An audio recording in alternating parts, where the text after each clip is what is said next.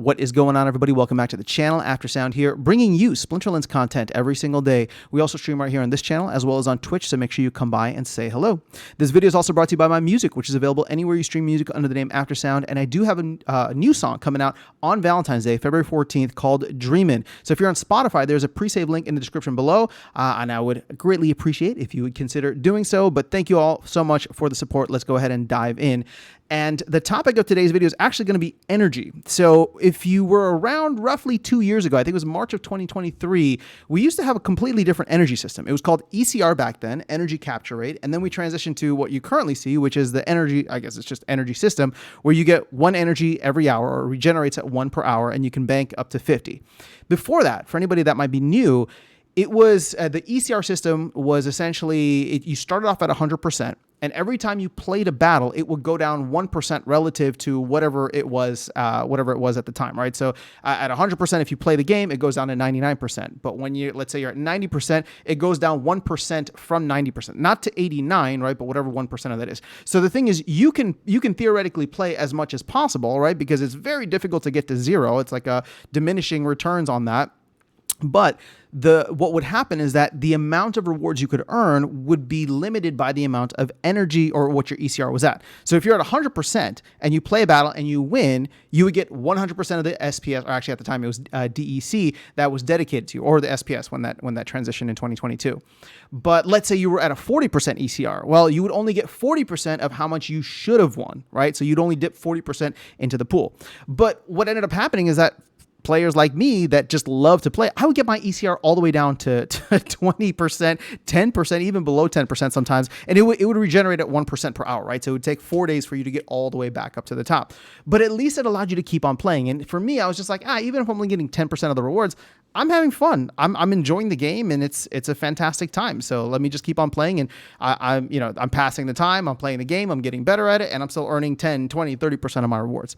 Well, obviously that went away, right? We got the energy system as it is now, and the biggest gripe, which I think is completely valid, is the fact that once we got this new energy system, there was no way for people to play as much as they possibly wanted to, which is exactly, again, the kind of behavior that you want in a game.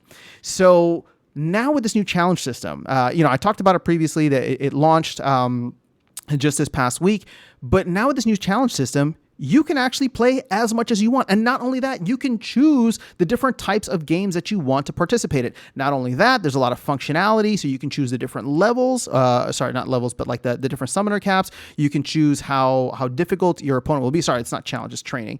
I'm in the wrong one here. So let's go to training.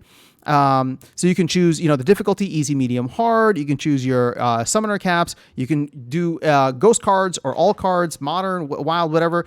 So there's a lot more customizability here, and you can actually use this just to literally, as it says, train within the game. Now, obviously, you're not earning any rewards, but I've found myself using this. When I run out of energy, like right now, I found myself being like, you know what? I kind of want to see what it's like to play with some of the newer cards, right? Some of the newer Rebellion cards that I don't necessarily have. And so I'll go in and see if I can get a fun rule set. Yeah, sorry, you can't tweak the rule sets if I misspoke earlier. You can do that, though, in the challenge mode, which you have to challenge a friend. But the training mode, you can't. So it's like if I want to try some of the new summoners, or if I just maybe there's like an older combo in Wild that I think would be cool, right? Playing Kitty with one of the newer cards, or Yoden with one of the newer cards. So either way, it's been nice for me to just do that whenever I feel like playing and I don't have an energy available. Or even sometimes I'll have an energy available and I've just done training because I'm like, let me try something with ghost cards. I don't want to play with my deck. I want to play with all the cards available and just see what happens. And so to me, this is I think it's a very underestimated and probably overlooked aspect of what was added back into the game that we've been missing for like 2 years. So, the team has made the game experience overall, I think, much more of a game experience. And you look at that across the board. With all the different updates that they've added in, with all the different help and tool tips and things like that, the onboarding, all of that it makes it feel much more gamified. And then we know that there's a lot more things that they're going to try to add, especially with leaderboards. They want to revamp that. And again, there's going to be all different other aspects that flow into this over time as part of this new player experience. So I just wanted to highlight that because it is something that has been lacking within the game for a while, but the two recent updates that they've done to non-ranked games, right? So challenges as well as training have really pushed the envelope, in my opinion, right? Have really pushed the envelope envelope to make this more of a casual game, that you can have this casual experience with Splinterlands. Not everything needs to be ranked. And that's what I've been talking about for a while.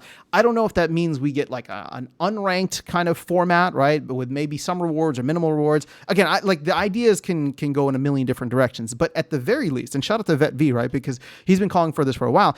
The challenge update previously is if you're sitting around with a friend, whether you're on your phone, right? Or whether you're on a mobile or laptop, whatever it is, you can just challenge them at any point and you can customize your challenges, right?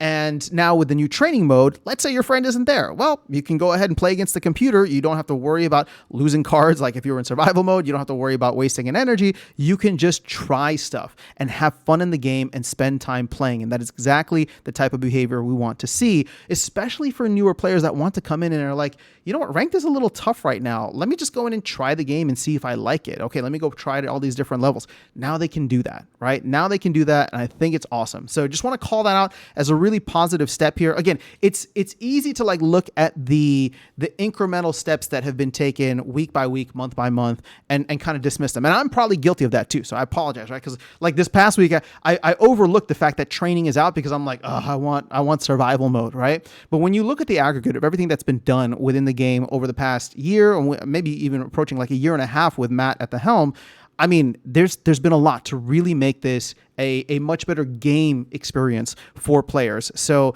as we head into hopefully the Conclave Arcana release, as I don't know what's going on with the bull market, but hopefully the bull market starts to take off and new players come in either organically or with marketing, this is going to be a very important thing for us as we move forward. So that is all I have for you guys in this video. Let me know your thoughts in the comments below. Otherwise, I'll catch you all in the next one and see you around the game. Take care.